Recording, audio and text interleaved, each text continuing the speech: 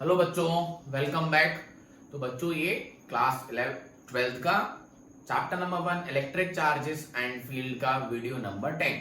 तो last video number 9 में हमने ऑलरेडी इलेक्ट्रिक फ्लक्स पढ़ लिया था और उसमें हमने बताया था कि आपको कि नेक्स्ट वीडियो में हम पढ़ने वाले हैं गॉस लॉ, जिसका इंपॉर्टेंट है बहुत सारा इस पिछले वाले वीडियो का जो क्या था हमारा इलेक्ट्रिक फ्लक्स। ठीक है, तो आज का जो हमारा टॉपिक है बच्चों वो क्या है, गॉस लॉ। और ये लॉ हमें यूनिफॉर्म चार्ज डिस्ट्रीब्यूशन के कारण इलेक्ट्रिक फील्ड निकालने में भी हेल्प करता है। तो आइए फटाफट पेन कॉपी उठा लीजिए और अगर लास्ट वीडियो नहीं देखा इसके पहले वाला वो जरूर देख लेना इलेक्ट्रिक फ्लक्स का, नहीं तो अभी मैं इसमें फ्लक्स ही बोलने वाला हूं, आपको पता ही नहीं होगा कि इलेक्ट्रिक फ्लक्स क्या है ना। तो चलिए स्टार्ट करते हैं गॉस लॉ। तो गॉस साहब थे साइंटिस्ट, उन्होंने एक लॉ बना के दिया और उन्होंने क्या कहा, ध्यान से सुनना, कि net flux passing through an any close surface, net flux passing through an any surface or coming out from any surface is equals to the charge enclosed inside the surface divided by epsilon naught। देखो बच्चा क्या कहा इन्होंने, ध्यान से सुनना।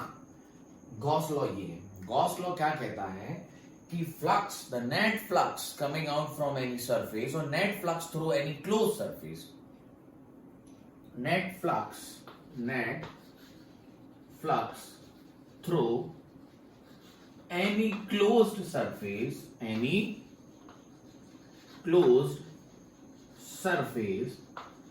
is equals to the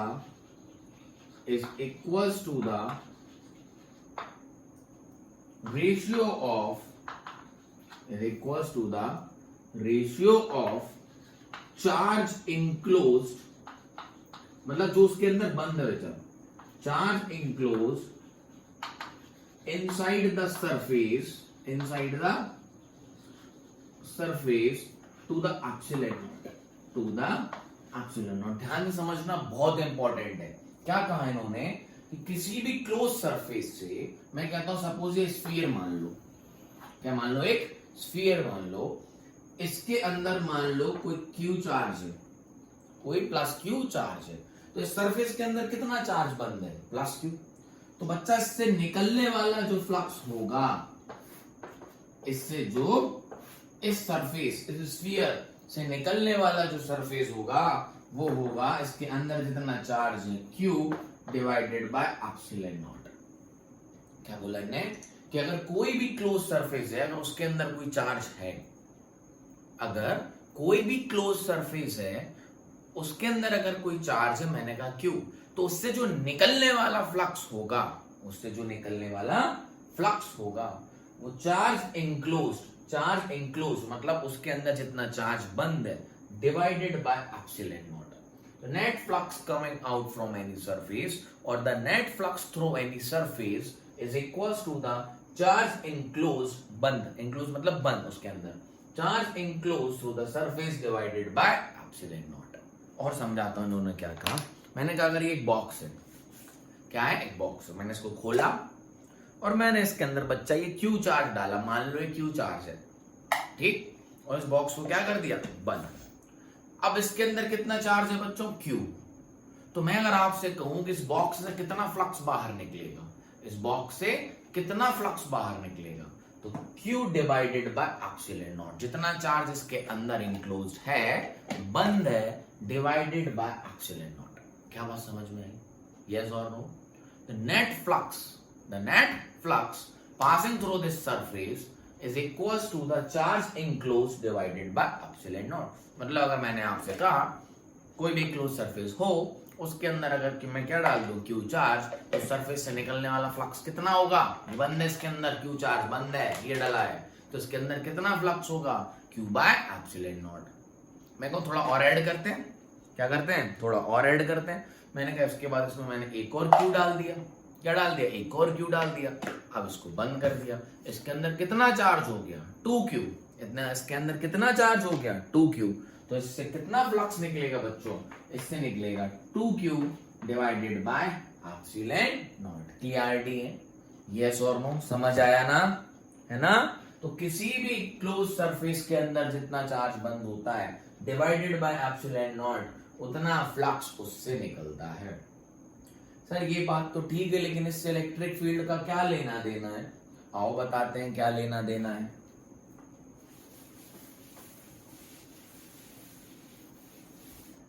देखो, अब हमने एक और चीज पढ़ी थी जस्ट इस वीडियो के पहले कि फ्लक्स क्या होता है। फ्लक्स क्या होता है?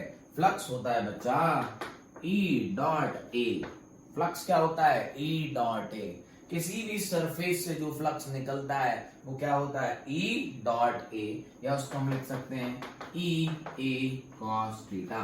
The flux passing through any surface, the net flux passing through any surface is equals to E a cos theta या E dot A। Yes or no? समझ आया? तो अगर आप देखो इनको मिला जुला के अगर हम लिखना चाहें तो हम क्या लिख सकते हैं? E dot A। आप सुनना ध्यान से, मैं अगर कह रहा हूं कि छोटे से एरिया पे लिखता हूं फ्लक्स, छोटे से एरिया पे लिखता हूं तो कैसे लिखूंगा? E dot dA। E dot dA और उसका इंटीग्रेशन कर दूं क्लोज सरफेस के लिए। क्लोज सरफेस का जब इंटीग्रेशन करते हैं तो बच्चा इंटीग्रेशन पे गोल साइन लगा देते हैं बीच में, मतलब क्लोज सरफेस पे कर रहे हैं। क्यों कर रहे हैं?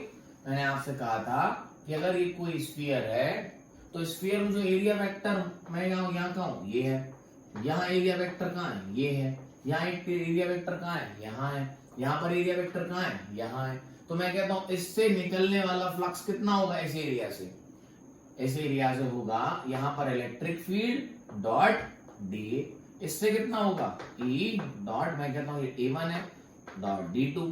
इस पे कितना होगा? मैं कह रहा हूं D3 है, E डॉट A3। क्लियरिटी है? तो पूरा फ्लक्स कितना निकलेगा इस स्फीयर से? क्लोज इंटीग्रल कर दो इस पूरे सरफेस का। क्या कर दो? क्लोज इंटीग्रल कर दो इस पूरे सरफेस का, इंटीग्रेशन E डॉट dA। और ये किसके बराबर है? यही तो फ्लक्स है। और ये फ्लक्स किसके बराबर होता है? Charge enclose divided by epsilon not. क्या बात समझ में आई? बोलो। यही तो ये रहा। क्लियरिटी है? देखो ध्यान से, charge enclose flux through any surface is equals to the charge enclose divided by epsilon naught. और हमें पता है किसी भी सरफेस से जो नेट फ्लक्स निकलता है वो होता है E डॉट A। तो मैंने कहा छोटा सा फ्लक्स कितना निकलेगा? E dot dA। तो टोटल फ्लक्स कितना निकलेगा? Close integral E dot dA equal to charge enclose. ये क्या लिखा हुआ है? इनक्लोज, मतलब जिसका उसके अंदर बंद है। अभी समझा है कैसे बंद है? Divided by epsilon not. Clarity है? बोलो। इसी वीडियो में बच्चा हम इसके एप्लीकेशंस भी पढ़ेंगे। इसी वीडियो में पढ़ेंगे। क्या पढ़ेंगे? Application of Gauss law. इसी वीडियो में पढ़ेंगे, है ना? तो ये मत समझना सिर्फ इसमें गॉस लॉ पढ़ रहा हूं, इसकी एप्लीकेशंस भी पढ़ेंगे। तो आप यहां पर लिख लो फटाफट, ये गॉस लॉ है और इसको ऐसे भी लिखा जा सकता है। समझ आया? नोट करो फटाफट। डन है? यस और नो? आगे बढ़े? हाँ सर। चलिए, अब मजा आने वाला है बच्चों। इतनी बड़ी बड़ी एनालिटिकल मेथड की थी ना हमने इलेक्ट्रिक फील्ड निकालने के लिए। ये भाई साहब ये लॉ से 1 सेकंड में निकल के आएगी। पहले इसका थोड़ा सा वेरिफिकेशन देख लें क्या? सर वेरिफिकेशन क्या? अरे मतलब ये सही भी है कि नहीं है लॉ? आओ थोड़ा सा वेरिफिकेशन देख लेते हैं। Verification of Gauss law. Verification basically कभी एक बार सीबीएसई में पूछा है, verify Gauss law using Coulomb's law. Verification of Gauss law using Coulomb's law. मतलब कूलम्स लॉ की हेल्प से हमें इसका वेरीफाई करके बताओ। क्या वेरीफाई करके बताओ? कि जो फ्लक्स निकलेगा वो कितना होगा? Charge enclose divided by epsilon not. किसी भी क्लोज सरफेस से निकलने वाला फ्लक्स जितना चार्ज उसके अंदर बंद है, charge enclose divided by epsilon not के बराबर होगा। या वेरीफाई करके बताओ किसकी हेल्प से? कूलम्स लॉ की हेल्प से। किसकी लॉ की हेल्प से? कूलम्स लॉ की। आओ फटाफट कर देते हैं। उसमें क्या है? तो हमने बोला बच्चा एक चार्ज क्यों रखा है यहाँ पे? चार्ज प्लस क्यू रखा है यहाँ पे। कूलम्स लॉ कहता है किसी डिस्टेंस r पे जो इलेक्ट्रिक फील्ड होती है वो कितनी होती है, k q by r square, यही तो होती है। अगर क्यू चार्ज रखा हुआ है कहीं पे तो अकॉर्डिंग टू कूलम्स लॉ वहां पर इलेक्ट्रिक फील्ड की वैल्यू कितनी होती है, k q by r square. Sir Coulomb's law तो फोर्स देता है, अरे force per unit what charge ही तो इलेक्ट्रिक फील्ड होती है। तो फोर्स किसने बताया था, इन्होंने तो बताया था, है ना। तो उन्होंने बोला कि इस पॉइंट पे आर दूरी पे के क्यू बाय आर स्क्वायर क्या होती है, इलेक्ट्रिक फील्ड। डन, बोलो ठीक है। तो ध्यान से सुनना, अपन एक क्लोज सरफेस मानते हैं, तो अगर इस चार्ज को मुझे बंद करना है इस पॉइंट से तो मैं कहता हूं एक स्फीयर मानो। अच्छा, एक मानने का भी तरीका होता है क्योंकि ये यूनिफॉर्म होना चाहिए, ठीक है। यहां से अगर हम एक वो मान लेते हैं रेक्टेंगल तो यूनिफॉर्मिटी नहीं आएगी। तो मैं कहता हूं यहां से आप क्या मानो, एक स्फीयर मानो। तो मैं कहता हूं एक स्फीयर मानता हूं आर रेडियस का, उसी पॉइंट पर जिस पॉइंट पे मैंने इलेक्ट्रिक फील्ड लिखी है अभी। ध्यान से सुनना, इंपॉर्टेंट है। तो मैंने क्या कहा, एक प्लस क्यू चार्ज लिया, आर दूरी पे के क्यू बाय आर स्क्वायर क्या होगी, बोलो क्या होगी, इलेक्ट्रिक फील्ड। क्या होगी, इलेक्ट्रिक फील्ड। डन है। आर डिस्टेंस का हमने क्या मान लिया, उसी पे स्फीयर, उसी पे क्या मान लिया आर डिस्टेंस का स्फीयर। यस और नो, डन है, क्लियरिटी है। तो अब मैं कहूंगा बच्चा कि इस पॉइंट पे निकलने वाला फ्लक्स कितना होगा, इस पॉइंट से निकलने वाला फ्लक्स कितना होगा, इस स्फीयर से निकलने वाला फ्लक्स कितना होगा। तो आप कहोगे सर E इंटू ए, E इंटू ए। इस जो हमने सरफेस माना है क्लोज सरफेस, हमने क्या करा, आर दूरी पे मैंने क्या बोला कि इलेक्ट्रिक फील्ड कितनी होगी, के क्यू बाय आर स्क्वायर, जो किसने बताया, कूलम साहब ने। तो मैंने कहा इस चार्ज को बंद करो एक स्फीयर के अंदर इसी पॉइंट से क्रॉस करके। मैंने क्या कहा, इसी पॉइंट पे क्या मानो, एक स्फीयर। तो आर रेडियस का स्फीयर मान लिया इसी पॉइंट से, है ना। तो इसका एरिया वेक्टर भी कहाँ होगा, यही होगा, और इलेक्ट्रिक फील्ड भी कहाँ है, यही है। तो कॉस थीटा तो क्या हो जाएगा, 0। इसको ऐसे भी लिख सकते हैं, ई ए कॉस थीटा। और थीटा की वैल्यू यहाँ पर कितनी है, हर जगह, हर जगह देखो, हर जगह इस सरफेस पे हमेशा इलेक्ट्रिक फील्ड कहाँ है, परपेंडिकुलर, और एरिया वेक्टर भी कहाँ होगा, परपेंडिकुलर। तो हर जगह ई और ए के बीच में एंगल कितना है, 0। तो इंटीग्रेशन करने की जरूरत नहीं, कोई एंगल सेम है सब जगह। तो थीटा कितना है, 0। ठीक, अब इलेक्ट्रिक फील्ड की वैल्यू सब जगह कितनी है, सारी दूरी बेटा कितनी है, आर, क्योंकि ये स्फीयर है तो सारी दूरी कितनी हो गई, आर। तो इलेक्ट्रिक फील्ड की वैल्यू हो गई के क्यू बाय आर स्क्वायर, के क्यू बाय आर स्क्वायर। और अब आपन ने जो एरिया माना है वो किसका एरिया हो गया, स्फीयर का।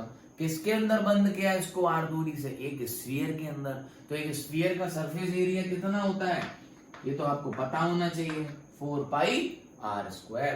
किसी भी एक स्फीयर का सरफेस एरिया कितना होता है, 4 पाई आर स्क्वायर। तो इससे निकलने वाला फ्लक्स, इस क्लोज सरफेस जिसके अंदर ये चार अपन ने बंद किया है, से निकलने वाला फ्लक्स कितना हो गया, k q by r square into 4 pi r square. R square से आर स्क्वायर क्या हो गया बच्चा, कैंसिल। आओ जरा के की वैल्यू रखते हैं, तो के की वैल्यू हो गई 4 पाई एप्सिलॉन नॉट, है ना। और ये हो गया क्यू इंटू 4 पाई, और 4 पाई से 4 पाई क्या हो गया, कैंसिल।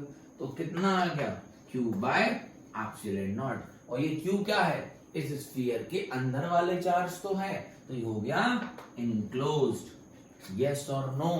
तो यहां से हमारा फ्लक्स निकल के आया क्यू जो प्लस अंदर है डिवाइडेड बाय एप्सिलॉन नॉट। ये क्यू कौन सा है, ये वाले क्यू तो है।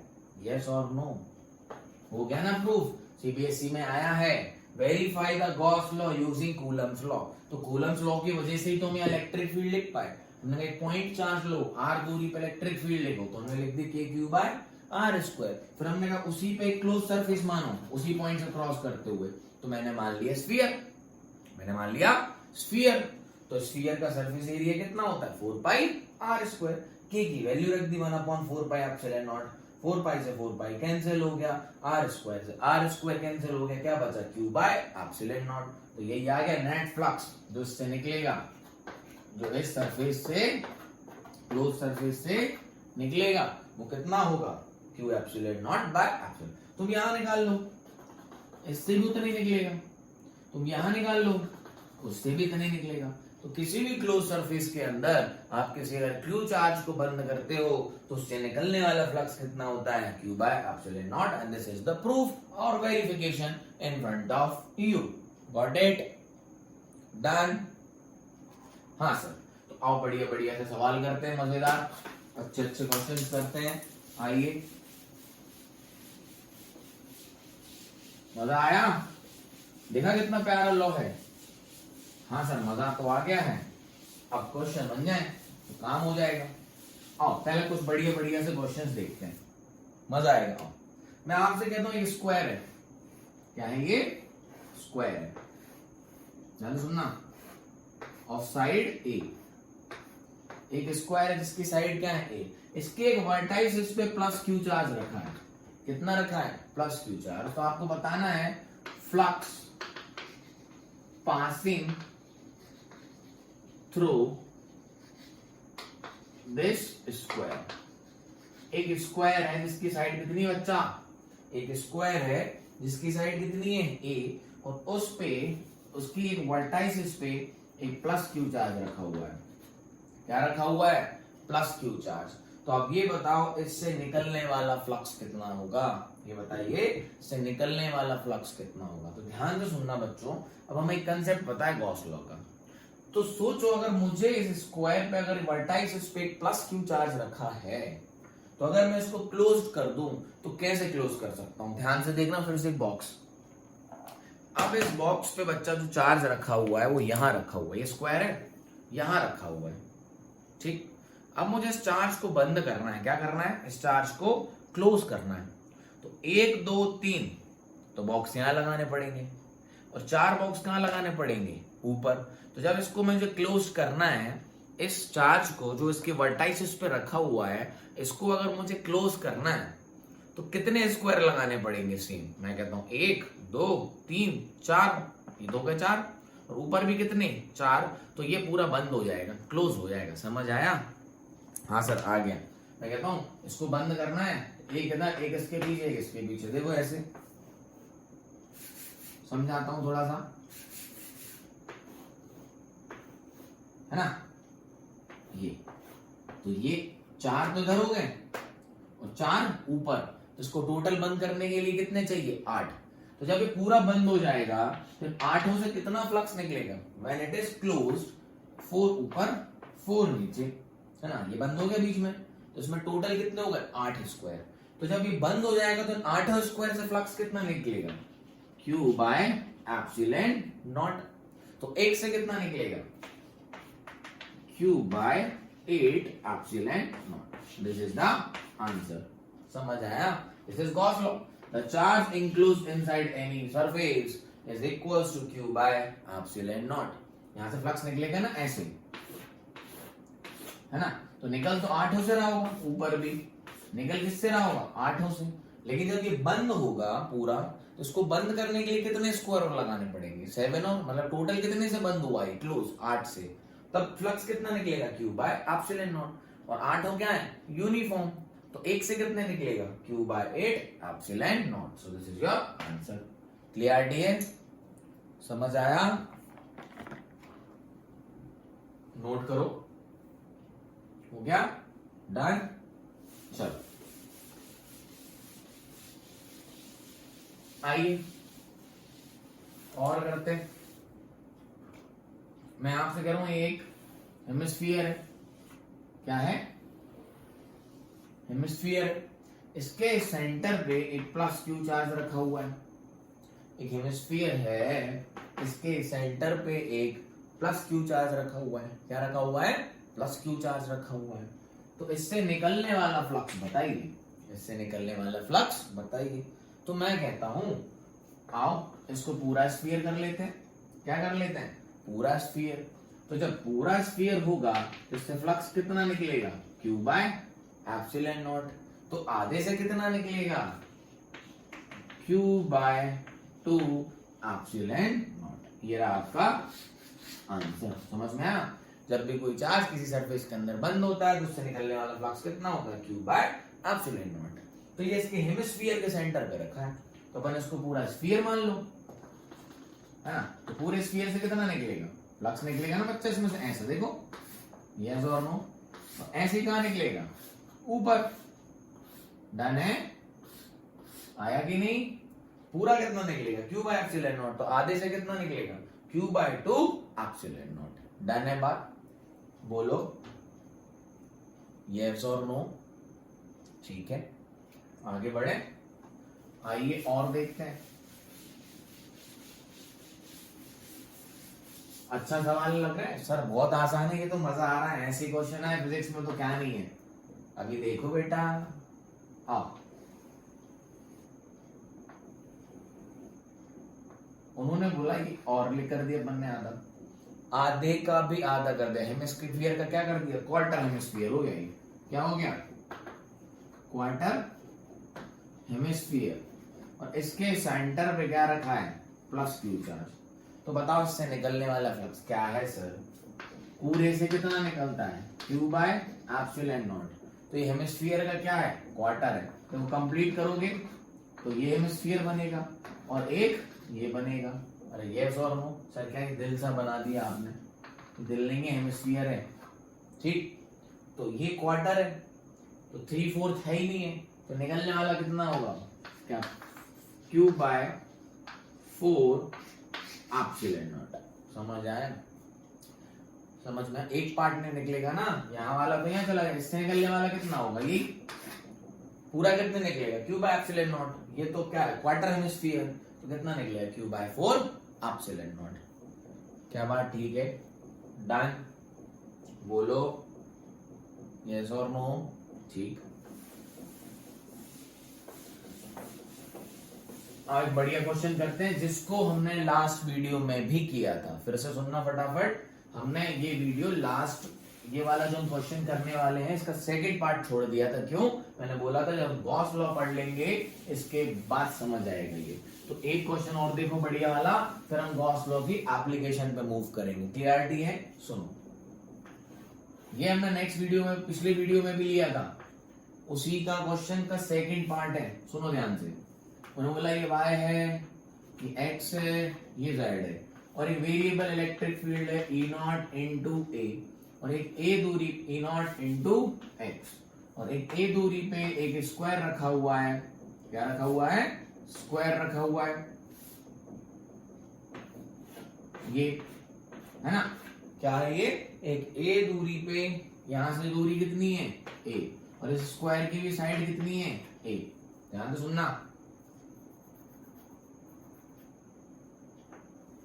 और इससे एक वेरिएबल इलेक्ट्रिक फील्ड आ रही है, इस तरफ है, ठीक, E0 इंटू एक्स। तो ने ये पूछा है इस सरफेस से, इस वॉल्यूम से, या इस क्यूब से कितना फ्लक्स निकल रहा है, ठीक है, और इसके अंदर कितना चार्ज इंक्लोज। तो पहला काम क्या था, कितना फ्लक्स निकल रहा है, और दूसरा काम क्या करना था, कितना चार्ज निकल इसके अंदर इंक्लोज है, क्यू इंक्लोज। फिर से समझाता हूं क्वेश्चन। उन्होंने ये कहा कि y x और z एक्सिस पे, x एक्सिस पे एक क्या रखा हुआ है, स्क्वायर, जिसकी साइड कितनी है a, स्क्वायर की साइड कितनी है a, और ये x एक्सिस से a दूरी पे रखा हुआ है। कहां रखा हुआ है, a दूरी पे। तो इससे निकलने वाला फ्लक्स बताइए, और इसके अंदर कितना चार्ज इंक्लोज है अंदर, वो बताइए। तो ध्यान सुनिए, पहला वाला कैसे करना है। तो जो नेट चार्ज फ्लक्स निकलेगा वो कितना होगा, मैं बोलूंगा φ1 प्लस φ2। सर ये क्या है, मैंने पिछले वीडियो में ऑलरेडी समझाया कि नेट फ्लक्स कैसे निकालते हैं। जितना सरफेस के अंदर आया प्लस जितना सरफेस से गया, तो जो आने वाला होगा वो ऑलरेडी माइनस होगा, और जो जाने वाला होगा वो क्या होगा, प्लस। तो जो नेट फ्लक्स मिल जाएगा वो सरफेस से निकल रहा है। और ये कैसे होगा, ध्यान से देखो, फ्लक्स कितना होता है, E डॉट ए या E a cos थीटा।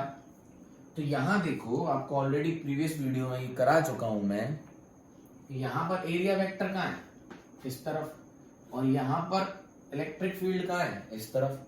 फिर से सॉल्व करा रहा हूं, पुराने में पहला पार्ट करा चुका हूं, दूसरे पार्ट के लिए सॉल्व करा रहा हूं, तो देख लो फिर से, है ना। तो यहां पर जो फ्लक्स होगा वो होगा E ए cos 180 phi 1।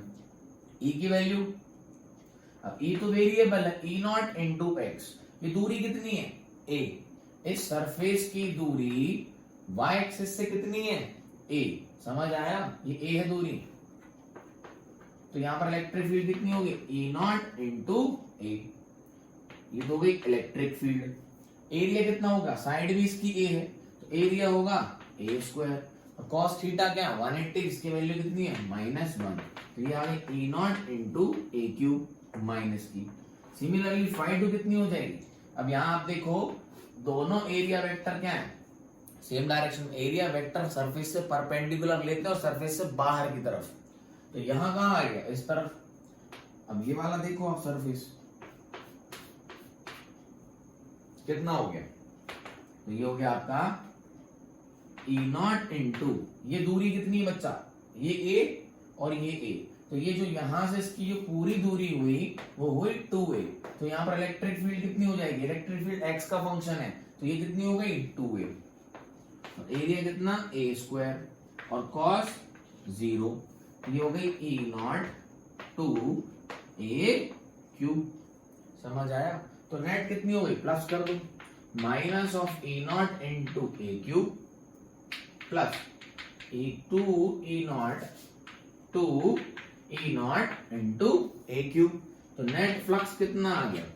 आ गया E naught into a cube, ये आ गया नेट फ्लक्स। समझ में आया? और आपको ई नॉट की वैल्यू गिवन थी 6 × 10⁴ न्यूटन कूलम मीटर स्क्वायर। याद करो, मैंने पुराने वीडियो में ये करवाया है। और ए की वैल्यू आपको कितनी दी थी? 10 सेंटीमीटर। यस और नो? तो ए की वैल्यू कितनी हो जाएगी? 10/100 which is equals to 1/10 metres. रख दो यहाँ पे। तो फ्लक्स कितना आ गया? 6 × 10⁴ इंटू ए की वैल्यू 1/10 का क्यूब, तो ये हो जाएगा 10 क्यूब, ये कट गया, ये 4 से, तो 6 × 10। समझ आया? 6 × 10, ये क्या आ गया? फ्लक्स। ये क्या आ गया बच्चा? फ्लक्स आ गया। कोई गलती तो नहीं करी? देख लेना, ये माइनस है ब्रैकेट में, वैसे माइनस नहीं, cos 180 की वैल्यू -1 होती है। तो ई नॉट ए क्यूब, ठीक, ये आ गई 2 ई नॉट ए क्यूब, क्योंकि x की वैल्यू यहाँ कितनी है? 2a। तो नेट फ्लक्स कितना हो गया? -E naught into a cube plus 2 E naught into a cube. तो आगे ई नॉट ए क्यूब, ए की वैल्यू रख दी, क्यूब कर दिया, 4 काट दिया, कहानी खत्म, फ्लक्स आ गया। क्लियर है? और आपको अगर ये 180 और ये 0 नहीं करना है तो सिंपल सी बात है, जो एंटर हो रहा है माइनस और जो निकल रहा है वो प्लस। तो अगर आपको फ्लक्स प्लस आया तो मतलब फ्लक्स बाहर निकल रहा है, और फ्लक्स अगर नेगेटिव आया तो मतलब फ्लक्स अंदर आ रहा है। क्यों? अंदर माइनस चार्ज नहीं हो सकता क्या? अंदर अगर माइनस चार्ज होगा तो फ्लक्स अंदर ही आएगा ना, इलेक्ट्रिक फील्ड अंदर होती है। यस और नो? तो प्लस का मतलब बाहर की तरफ फ्लक्स और माइनस का मतलब अंदर की तरफ फ्लक्स। जब अंदर फ्लक्स होगा तो चार्ज अंदर कैसा है? नेगेटिव।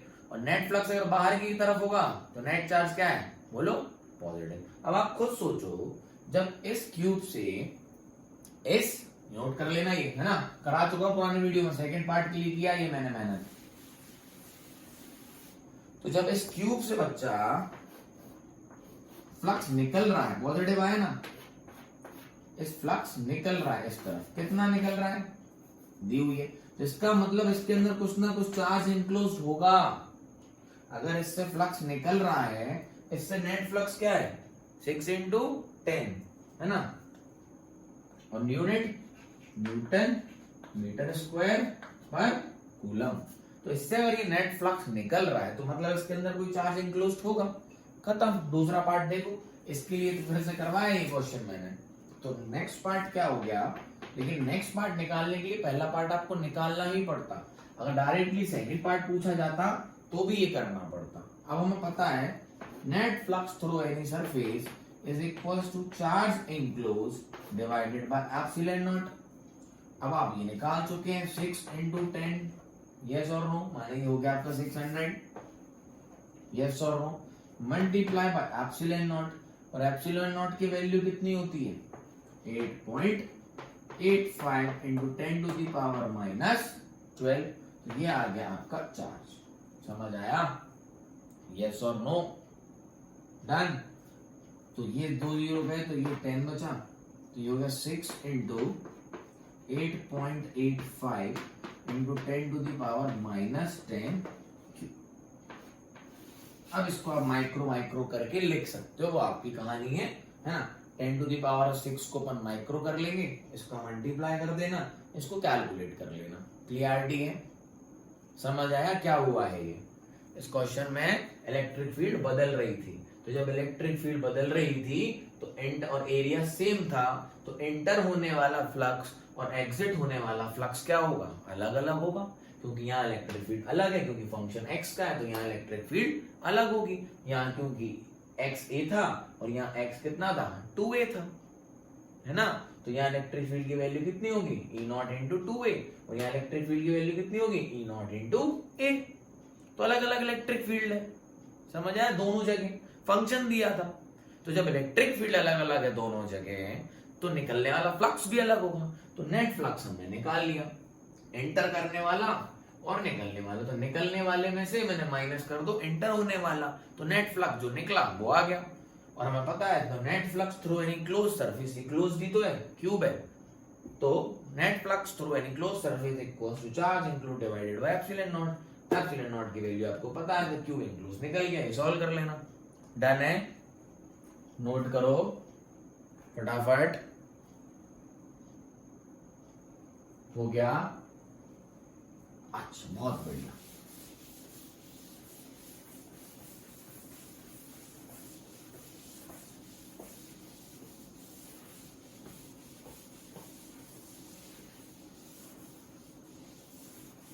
आइए फटाफट देखते हैं application of Gauss law. Application of Gauss law. ठीक, तो पहला नंबर है इलेक्ट्रिक फील्ड। जल्दी जल्दी, अब तो फटाफट हो जाएगा। Electric field due to infinite long rod having charge uniformly distributed plus q. क्या करना है? एक रॉड है, इनफाइनाइट लॉन्ग है, हमें पता नहीं है। एक electric field due to infinite long rod having a charge plus q. तो एक इनफाइनाइट लॉन्ग क्या है? इनफाइनाइट लॉन्ग क्या है? रॉड, और उस पर कितना चार्ज फैला हुआ है? Plus Q. कितना चार्ज फैला बच्चा? Plus Q. प्लस क्यू इस पूरी रॉड पे चार्ज फैला हुआ है, और इसकी जो चार्ज डेंसिटी है वो कितनी है? चार्ज डेंसिटी कितनी है? लैम्डा। चार्ज डेंसिटी कितनी दी हुई है? लैम्डा। तो इसके कारण किसी r दूरी पे क्या निकालना है? इलेक्ट्रिक फील्ड, यहाँ पे। ठीक, अब इसकी लेंथ तो पता नहीं है क्या है, इनफाइनाइट, बस आपको लैम्डा दिया हुआ है, चार्ज पर यूनिट लेंथ होगा इसका। चार्ज डेंसिटी क्या होती है? Charge per unit length. ठीक, तो इससे किसी दूरी r पर हमें क्या निकालनी है? बोलो, इलेक्ट्रिक फील्ड। ठीक, अब हमें पता है कि गॉस लॉ क्या कहता है? Flux through any surface is equals to charge enclose divided by epsilon naught. और इसको ऐसे भी लिख सकते हैं, electric field E dot A is equals to charge enclose divided by epsilon naught. तो बच्चा हमें क्या करना है? हमें यहाँ पर एक क्लोज सरफेस मानना है, ये जो पॉइंट आए उस क्लोज सरफेस से क्रॉस हो, तभी तो इस ब्लॉक को लगा पाएंगे। ये चार्ज इनक्लोज कौन सा होता है? ये वो चार्ज होता है जो सरफेस के अंदर बंद है। तो देखो मैं क्या करता हूँ, एक सिलेंडर मानता हूँ जो कि इस पॉइंट से क्रॉस होगा। क्या मानता हूं? एक सिलेंडर। देखो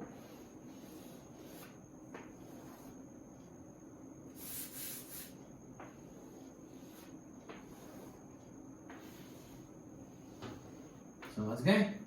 मैंने क्या माना? एक सिलेंडर जिसका रेडियस कितना है? r।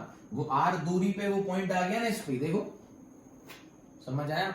वो जो जिस पॉइंट पे हमें इलेक्ट्रिक फील्ड निकालनी है, तो जो हमें गॉसियन सरफेस बोलते हैं इसको, बेसिकली हम क्या बोलते हैं? जो सरफेस हम मान रहे हैं इसको बोलते हैं हम गॉसियन सरफेस। तो बच्चा ये जो गॉसियन सरफेस होता है ये उस पॉइंट से क्रॉस होना चाहिए जिस पॉइंट पे आपको इलेक्ट्रिक फील्ड निकालनी है।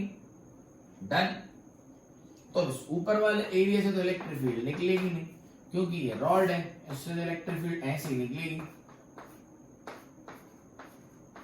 है ना। और मैं कहता हूं जिसकी लेंथ है वो कितनी ले लो, L। जिसकी लेंथ है वो कितनी है, L। तो इसके अंदर जो चार्ज इंक्लोज्ड होगा बच्चा वो कितना होगा, लैम्डा इंटू L। लैम्डा क्या है, चार्ज पर यूनिट लेंथ। और मैंने कहा जो मैंने सिलेंडर माना है उसकी लेंथ कितनी है, L। तो उस पर चार्ज इंक्लोज कितना होगा, इसके अंदर वाला चार्ज, ये तो बहुत ऊपर जा रही है, इसका तो पता नहीं, अनंत, इन्फिनिटी। तो इसके अंदर कुछ चार्ज होगा ना, जो हमने सिलेंडर इंक्लोज माना है उस पॉइंट से क्रॉस हो रहा है, उसके अंदर कुछ चार्ज इंक्लोज होगा, ये वाला, ये चार्ज, ये चार्ज। तो इसकी चार्ज डेंसिटी हमें पता है, लैम्डा मान रखी है, दी होगी आपको, और इसकी लेंथ कितनी है, L। तो चार्ज इंक्लोज कितना हो गया, लैम्डा इंटू L। बस खत्म। तो E इंटू ए, एरिया कौन सा, देखो 2 पाई r इंटू L। जिस एरिया से इलेक्ट्रिक फील्ड निकल रही है, इस ऊपर वाले से तो निकलेगी नहीं, नीचे वाले से तो निकलेगी नहीं, कहां से निकलेगी, आउटर सरफेस, इस सिलेंडर है ना, तो इससे निकलेगी। मैं कहता हूं ये देखो, ये वो सिलेंडर, ये रहा, और ये रॉड इसमें से जा रही है, तो इलेक्ट्रिक फील्ड कहां से निकलेगी, यहां से। और एंगल कितना होगा, 0, क्योंकि इसके परपेंडिकुलर डालोगे सिलेंडर के तो यही बाहर आएगा, और यहीं से क्या आनी है बाहर, इलेक्ट्रिक फील्ड। समझो ये होल्स दिख रहे हैं, इनमें से क्या आ रही है, इलेक्ट्रिक फील्ड। और इसके अंदर चार्ज कितना बंद होगा, इसकी लेंथ मल्टीप्लाई बाय लैम्डा। समझ गए, हाँ सर। तो देखो E इंटू क्या हो गया, ये 2 पाई r इंटू L। ये एरिया कितना होगा, ये सिलेंडर का जो हमने माना है, r रेडियस है, तो 2 पाई r क्या हो गई, सरकमफेरेंस, और L क्या हो गई, लेंथ। तो 2 pi r into L equals to charge enclosed lambda into L divided by epsilon naught. तो L से L कैंसिल, जो इलेक्ट्रिक फील्ड निकल के आई वो है lambda upon 2 pi into epsilon naught. तो ये इलेक्ट्रिक फील्ड होती है किसी infinite long, linear infinite long rod जिसपे प्लस Q चार्ज फैला हुआ है, उससे r दूरी पे ये इलेक्ट्रिक फील्ड होती है lambda upon 2 pi epsilon naught. और लैम्डा क्या है, सरफेस चार्ज डेंसिटी। नोट करो फटाफट, समझ आया, बोलो डन। देखा कैसे आ गया, डन है बात, lambda upon 2 pi epsilon not. Clarity है। इसको कैसे और लिख सकते हैं बच्चा, एक तरीका और, ध्यान से सोचो। मैं 2 का मल्टीप्लाई ऊपर कर रहा हूं, 2 का मल्टीप्लाई नीचे कर रहा हूं, ध्यान से देखना। तो 2 लैम्डा अपॉन, मैंने 2 का मल्टीप्लाई ऊपर किया, ये आपको लॉ समझ आ गया, क्लियरिटी है। कितना आसान था, एनालिटिकल मेथड से कितना करना पड़ता। तो बस flux equal to Q epsilon naught by epsilon naught, तो E into a charge enclose by epsilon naught. इसकी चार्ज डेंसिटी कितनी है, लैम्डा। तो L लेंथ में कितना चार्ज बंद होगा, lambda into L, lambda into L, तो रख दिया lambda into L divided by epsilon naught. और इलेक्ट्रिक फील्ड इंटू एरिया, कितने एरिया से जो इलेक्ट्रिक फील्ड निकल रही होगी, ये वाले से, ऊपर वाले से तो निकलेगी नहीं क्योंकि रॉड है, इससे ऐसी निकलेगी, यस और नो। इस वाले एरिया से निकल रही होगी ना सिलेंडर की, 2 पाई r इंटू L।